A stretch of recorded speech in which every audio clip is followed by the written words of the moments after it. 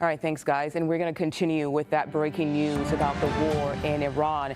Iranian state media says they've shot down an American fighter jet and that the pilot is still alive. But here is the message from a governor of southwestern Iran province. It says whoever captures or kills the crew of the downed U.S. jet will be specially commended. I want to turn now to CBS News senior national security correspondent Charlie D'Agata. Charlie, just how significant of an escalation is this? Yeah, Mugo, it's very significant. And I just want to sort of recap, because you said that maybe one pilot, because we got confirmation from U.S. officials tell us that F-15 fighter jet did come down over Iranian airspace. And that was search and rescue operations underway. And that's after Iranian TV said that an aircraft had crashed. There had been shot down and showed wreckage of that downed jet, and the wreckage was found in central Iran. So what we're talking about here is that F-15 Strike Eagle can be a one-seater or two-seater variant. As we understand, it's the F-15E, which can be a two-member crew. A statement on Iranian television has urged residents to join the hunt for the pilot or pilots, offering a bounty for any U.S. service members found dead or alive. There are reports again from the Iranians that there are heavy clashes underway between Iranian military and the U.S. search and rescue attempts. We have to point out these have to be conducted at low level in broad daylight. Black Hawk helicopters, these are slow-moving aircraft within reach and at risk. So again, we're awaiting the details about the status of the pilot or pilots, but it calls into question, when you talk about how significant this is, claims from Defense Secretary Pete Hegseth and others that the United States and Israeli forces, remember, they're in this fight too, have achieved air superiority. In fact, we learned just a few moments ago that the governor of that southwest province says whoever captures or kills the crew of that downed jet will be commended by the government. And where this changes things significantly is because when the military sends fighter jets into a hostile environment, they target what's called standoff targets, meaning they target air defenses and launchers while staying out of reach. So achieving air superiority, it's a technical term, but that enables jet fighters to loiter, as the military puts it, to stay in the air for longer and get closer to these targets, and in some cases refuelers. So if it is a shoot down, not necessarily a crash, it suggests that the United States and Israelis have failed to dismember Iranian air defenses or decimate, obliterate, whichever term you want to use, or that the Iranians have been holding fire and keeping some of that their fire dry. Again, it's developing when it comes to the status of the pilot or pilots. All we know for certain is that what's called a combat search and rescue is underway. And I want to ask about that, because you talk about search and rescue. Obviously, there's a lot going on at this point, but what exactly does that entail? What does that look like? What can we guess or assume is happening at this moment?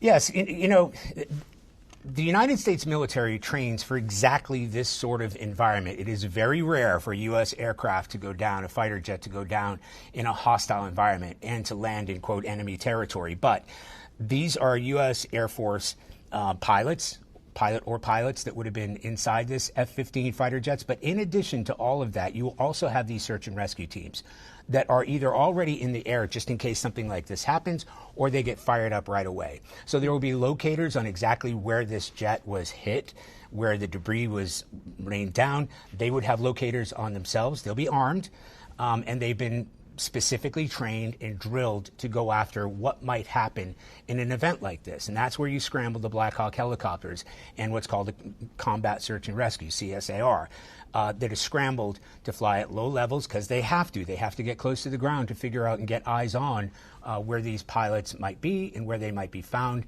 I'm not entirely sure, but of the topography or geography of that area, because I don't know it that well, but it's going to be rugged. Probably it's going to be remote. The fact that the Iranians themselves, even on Iranian television, have sort of urged locals to go out on the hunt and find these pilots suggests that it wasn't in a relatively populated area. But that puts U.S. service members at risk because they have to then conduct, under fire, a combat search and rescue to get these pilots out of there. Wow. Okay, Charlie, thank you. And now I want to bring in CBS News Middle East contributor Courtney Kealy. Courtney, your take on what Iranian media is saying about this. Well, Iranian regime media, and I'll make the difference between that. For first, state TV had a clear regimist anchor on with wearing the chador with only her face showing, reporting that a helicopter was shot and a pilot was down. Now, CENTCOM did not say anything about this, and then I started watching and following Tasnim.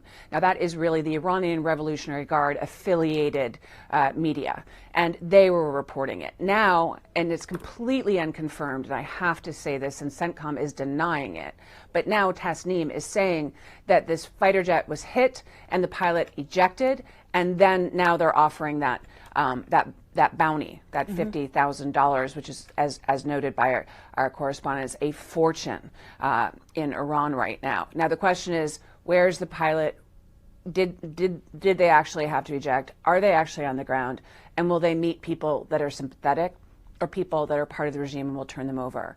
The Iranian Revolutionary Guard really does remain in power, regardless of claims of missiles and what has been diminished and what kind of air superiority the U.S. has. This is happening in a more remote place, and it's a question of what will happen next. It's a fast-moving story, but what's been happening, and I have to say this, is Iranian state media, the regime media, keeps putting out things way ahead of what we are and making these claims, but some of them this morning so far have turned out to be true. So we're monitoring it, but we're not confirming anything until our NatSec people do and our Pentagon people do.